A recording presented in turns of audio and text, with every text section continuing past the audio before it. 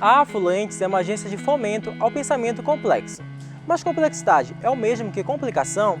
Não exatamente. Em latim, a palavra complexos é entendida como aquilo que está tecido junto. É o que forma a rede, nas quais tudo está conectado.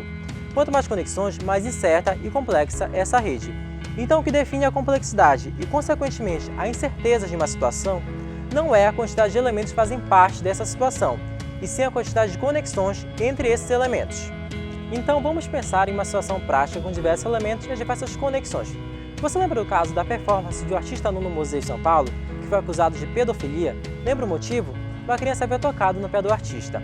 Essa situação gerou imensa polêmica. Agora, pensemos nos diferentes polos desse acontecimento. O museu, o artista, a mãe, a criança, políticos e grupos conservadores, a população na rede social ou fora dela.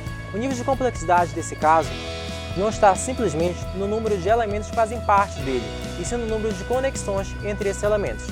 Para entender melhor, vamos agora destrinchar alguns princípios da teoria da complexidade. O primeiro é relações sistêmicas.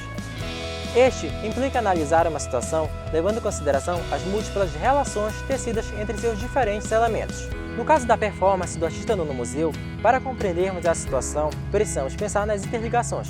Se vamos considerar, por exemplo, apenas a posição de grupos e políticos conservadores, sem levar em consideração o que diz a justiça sobre o caso ou qual foi o posicionamento do museu, entenderemos apenas um recorte de uma situação que é bem mais ampla. As relações sistêmicas de um acontecimento sugerem conexões que muitas vezes não são fáceis de visualizar. Cabe ao público se despir de ideias pré-concebidas e analisar a situação dentro de seu contexto. No exemplo do artista no museu, não podemos considerar a questão com apenas informações de um lado da história. Em um pensamento complexo, precisamos questionar ainda mais. Por exemplo, o que o artista está fazendo no museu, que é considerado como pedofilia pela lei? Em que cenário político-social esse acontecimento se desenvolveu? E as figuras públicas que acusaram o ato como pedofilia? Fizeram isso por indignação ou por interesse político? Se sim, quais interesses seriam esses?